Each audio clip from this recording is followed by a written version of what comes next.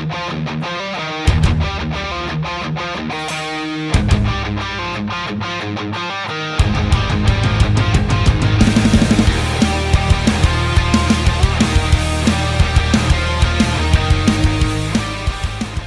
a todos, soy Milton Afanador de Docentes Magazine Arte y Cultura y nos encontramos nuevamente aquí en este espacio charlando con los artistas. Hoy con Nadia Granados, quien es una artista de la performatividad, pero una performatividad política, social, que genera un diálogo de choque con las estructuras de poder y que nos cuestiona a través del cuerpo, pero no cualquier cuerpo, el cuerpo femenino, que es uno de los cuerpos más cerrados y llevados al límite por la sociedad.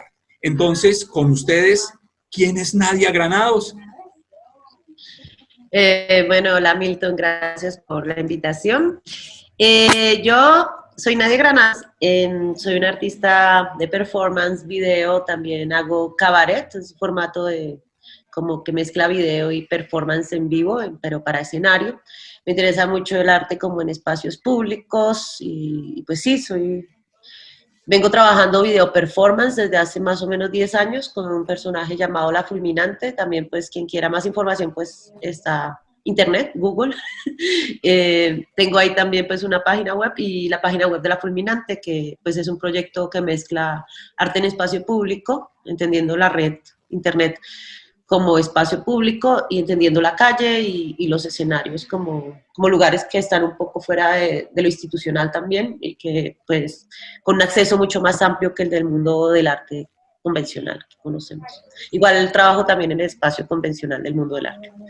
Eso es más o menos, no sé cómo explicar quién soy. Es muy corta la entrevista, así que pues ya dejémoslo ahí, digamos. Bueno, Nadia Granados se ha ganado un capítulo en la historia del arte colombiano. Tú ya tienes un capítulo ahí escrito, el capítulo Nadia Granados, porque ha llevado el cuerpo y la performance a otro nivel, a otro espacio, a eso que muchos expertos denominan post-porno. Entonces es llevar la genitalidad, el sexo, hacer una crítica sobre el heteropatriarcado. ¿En qué momento Nadia Granados dice, por aquí es? Muy joven. Yo empecé con la pregunta sobre posporno cuando conocí artistas maravillosas como Annie Sprinkle en la universidad. Y de hecho, pues cuando era muy joven me parecía, pues todo este espacio como del erotismo femenino y de la feminidad y de la sexualidad y la sensualidad me atraía mucho, como ese tipo de imágenes. Y empecé como a cuestionar cómo están hechas esas imágenes, cómo está hecho cómo se representa esa sensualidad de lo femenino que tanto se nos inculca. A nosotros se nos inculca, pues por lo menos a mí, como esa necesidad de seducir, de satisfacer, de ser deseada. Hay como una cultura de eso aquí en Colombia muy fuerte, ¿no? Como en las mujeres como que obligatoriamente necesitamos entrar en un juego de ese erotismo y de lo sensual. Entonces, cuando yo veo el post-porno, me pareció muy interesante la manera en que el post-porno confronta esas ideas, ¿no? Porque además son construcciones. O sea, una mujer no tiene por qué necesariamente ser eso, sino que es como es una construcción. Entonces, empecé como a deconstruir desde muy temprano eso, como a exacerbarlo además, ¿no? Y a llevarlo a un lugar distinto, como de lo grotesco, como de cierta cosa. Además, en la escultura trabajaba mucho con sustancias, con materiales que se transformaban. O sea, empieza mucho cuando empiezo a hacer performance a los 17, 18 años. Y después, pues ya lo retomo con más fuerza, con más claridad, hace más o menos 10 años, ¿no? O sea, como mucha más claridad política y como estratégica con el proyecto de La Fulminante, que es como ya muy, muy claras las herramientas que uso y muy clara la manera en que confronto lo pornográfico. Sin embargo, yo no he hecho mucho trabajo tanto desde lo genital, sino como desde la manera en que se construye esa imagen, digamos, videográfica de la mujer sensualizada. Y pues eso tiene que ver con la pornografía, porque la pornografía pues tiene que ver con esa manera en que se representa eso sexual y hay como unas normas A mí me gusta la pornografía, o sea, sí, me parece algo interesante. Lo que me parece interesante también es que como que todo aquello que tiene que ver con la representación de lo sexual es llamado pornografía y no es así. O sea, que un cuerpo esté desnudo en una actividad sexual no implica pornografía automáticamente. Pornografía también es un tipo de trabajo, una labor comercial, es una empresa, ¿no?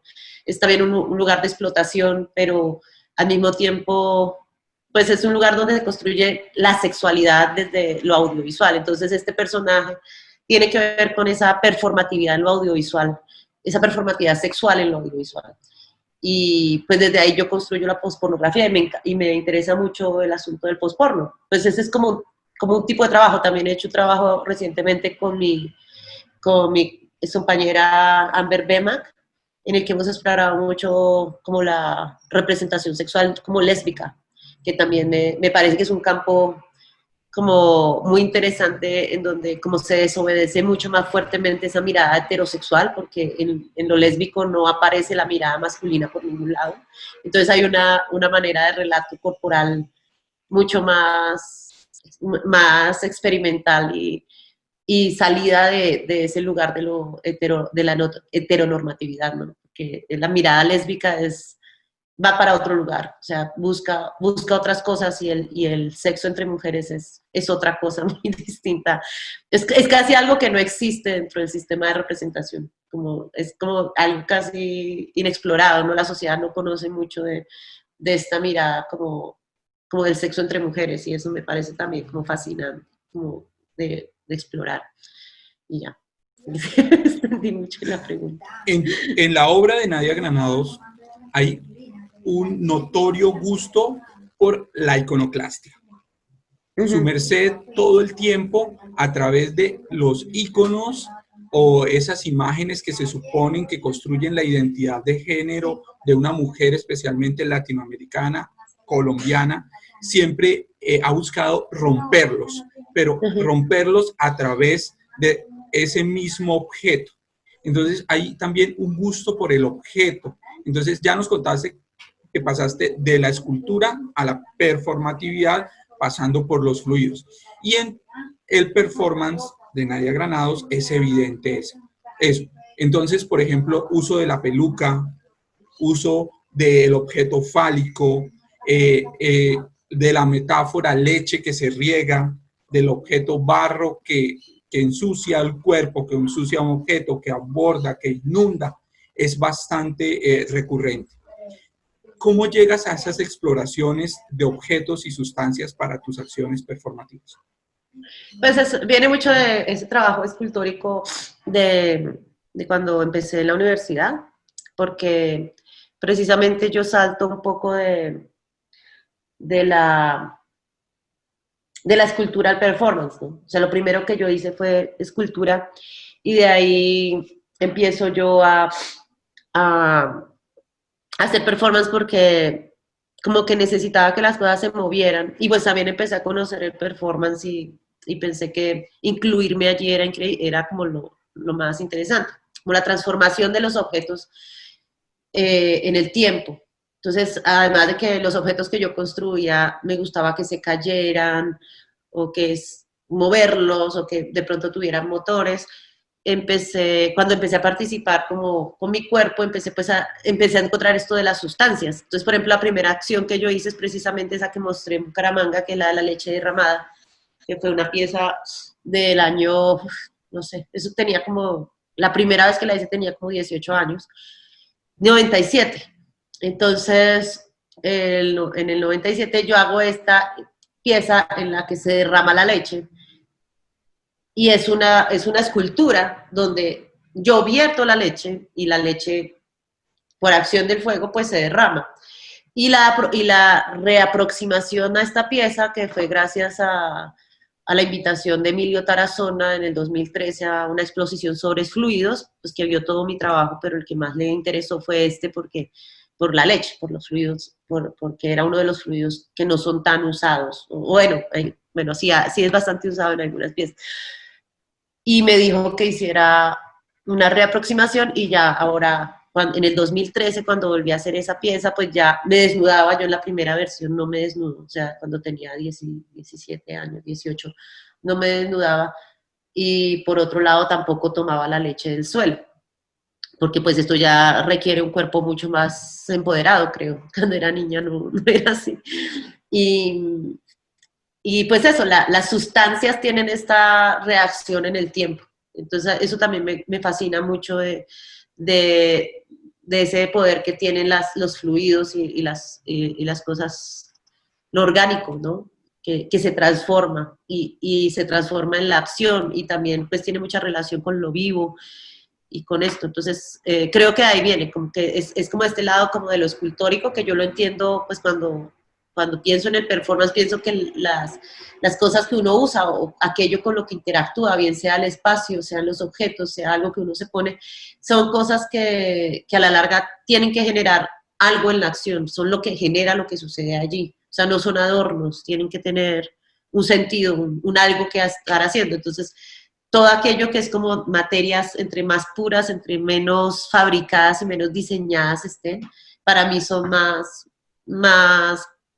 mmm, me dan más a la hora de crear algo con mi cuerpo. O sea, trabajo con muy poco adorno. O sea, si te fijas, casi todos mis materiales son súper no elementales, pero son cosas que no están hechas, no están terminadas, ¿sí? Y cuando hago pedagogía de performance también trato de enfatizar esa, esa bueno, esto te estoy diciendo, ¿no? O sea, que trabajar con cosas súper diseñadas es menos aprovechable que trabajar con cosas que son más materias puras, ¿no? Como un pedazo de manteca o, no sé, un pedazo de papel o una bolsa o cosas que no han pasado tanto por el diseño, que el diseño está en todo, hasta en nuestro comportamiento, o sea, hasta eso que hablamos de los estereotipos, todas estas iconografías, son cosas que están diseñadas, ¿no? Entonces ahí es donde uno habla como de la reestructuración de estos diseños, ¿no? De construir algo que ya tiene un diseño, una manera de ser y convertirlo en otra cosa por medio del performance, que eso tiene que ver también con la desconstrucción como de la escultura, ¿no? Como cuando uno toma un objeto y lo reconfigura y lo convierte en otra cosa, lo resignifica, creo que es lo mismo que uno hace con performance, o es la misma cosa que yo hago en el performance, pero ya con cosas pues que no son solamente cosas, sino también otras estructuras, incluso como de comportamiento, o como eso. Bueno, eso que decimos. Sí, hay un cuestionamiento de la estructura de poder. De eso sí está totalmente claro Sí. en el trabajo de Nadia Granados. Ahora hablemos un poco de esos tránsitos por Latinoamérica y esos tránsitos por Centroamérica y por Norteamérica. Entonces, el performance te ha llevado a otras territorialidades. Sabemos que en tu página has visitado todo el mundo, inclusive ha sido utilizada por el Vaticano o contra el Vaticano en algún momento, fue utilizada tu página, pero físicamente también has hecho unos tránsitos. ¿Nos quieres comentar sobre ellos, por favor? Bueno, sigo mucho. Entonces yo empecé como a moverme mucho por el mundo como en el 2012. Empecé fui a Canadá por primera vez y después fui al hemisférico. Pues creo que el trabajo me ayudó, como el hecho de estar en internet, hizo que mucha gente de otros lugares me conociera.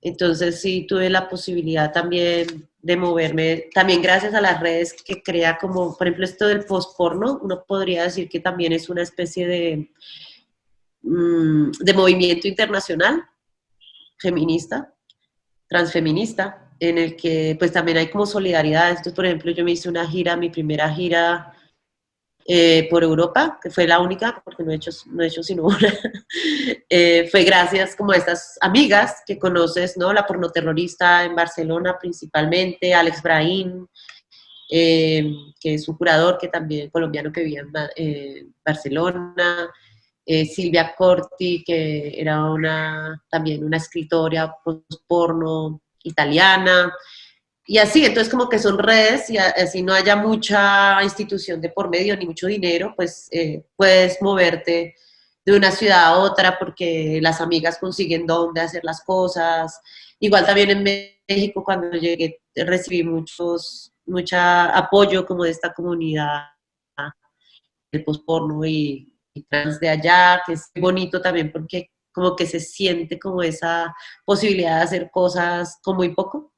Y eso creo que me ha ayudado también a veces por también que se gestionan desde espacios también. Y la primera vez que fui a Bucaramanga, fui por la gestión de La Mutante, que precisamente es un espacio pequeño, independiente, como gestión, ¿no? Gestiona, y Alberto Borja, ¿no? Como gestionar una manera de llevar al artista, que no es una artista súper reconocida ni nada, sino como alguien bastante al margen, hace 7 años, 8 años, pero como el esfuerzo como de estas voluntades que ven algo en lo que uno hace y lo valoran y gestionan por sí mismos.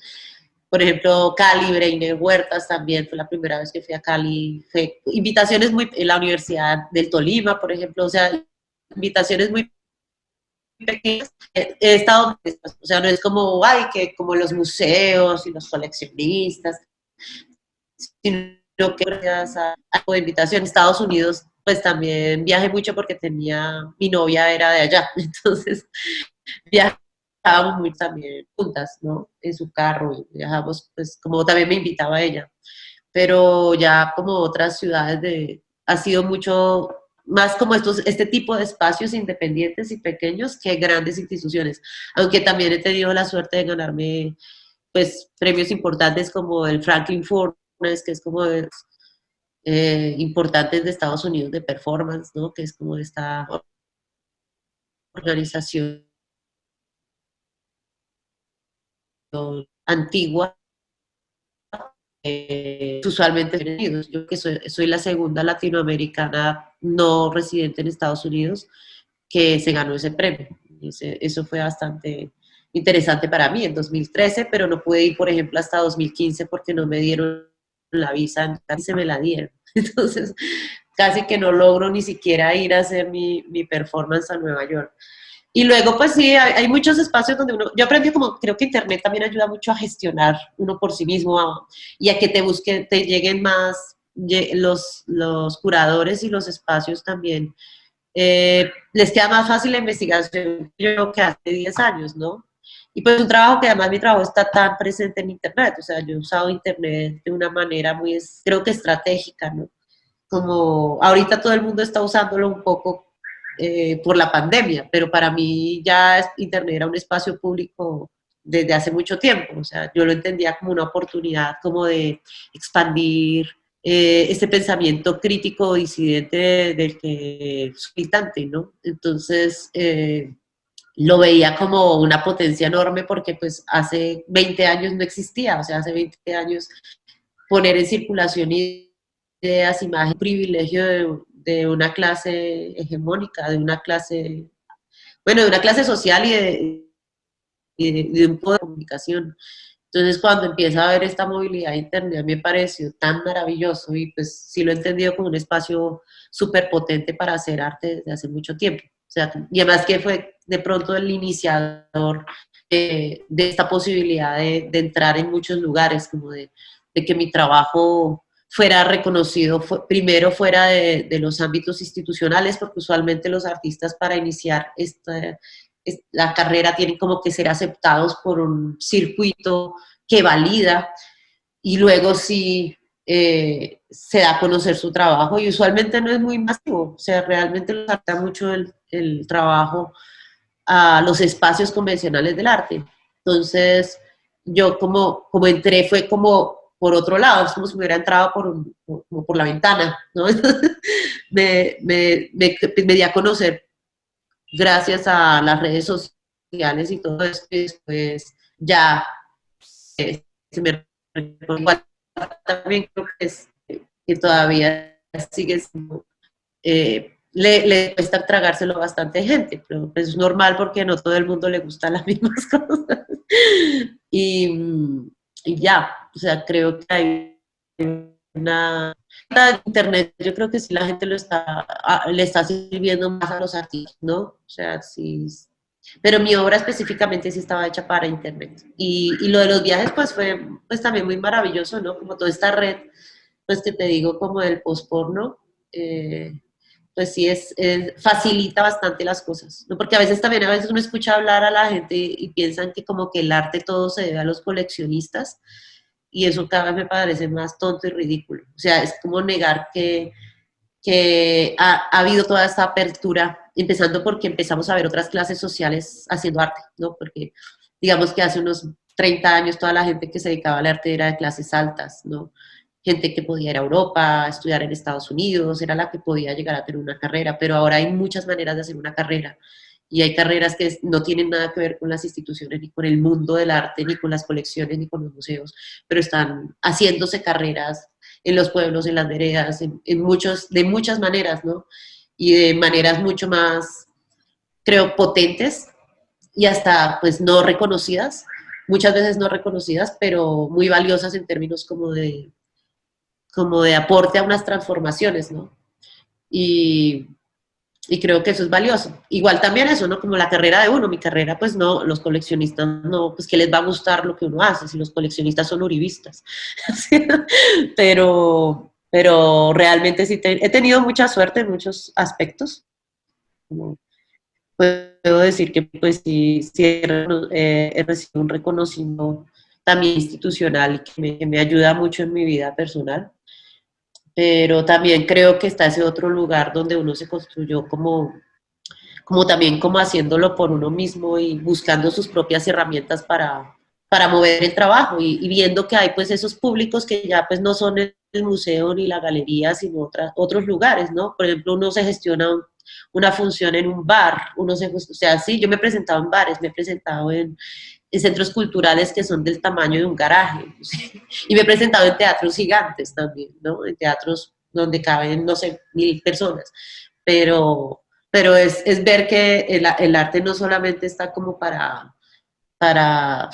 o sea, que uno tiene que empezar a abrir sus propias puertas, ¿no? Como guerreárselo, guerrear, guerrear. ¿Ah? Siempre hemos hablado que el arte, para nosotros, los que estamos en la periferia, es un ejercicio de resistencia en el tiempo, de resistencia política, de resistencia estética, de permanencia en el sentido físico, energético. Bueno, entonces vamos llegando al final de nuestra entrevista o de nuestra charla con Nadia Granados. Nadia, regálanos tus redes sociales, páginas, donde podemos encontrar el trabajo todo el tiempo de Nadia, para que Okay. la gente que aún no conoce tu trabajo o aún no ha podido explorarlo, pueda ingresar ya con esta nueva perspectiva a partir de la voz de Nadia Granados, la artista del post-porno en Colombia. Bueno, tengo una página web que estoy actualizando ahora, pero pues hay bastantes cosas. Es nadiagranados.com, ahí pueden encontrar pues mi trabajo, bastantes cosas, y también textos académicos, que me parece chido, y críticos, como yo pongo ahí y entrevistas, o sea, todos los links que he podido encontrar sobre lo que soy, están ahí, entonces es más fácil, o sea, si les interesa, están ahí, están organizados ahí.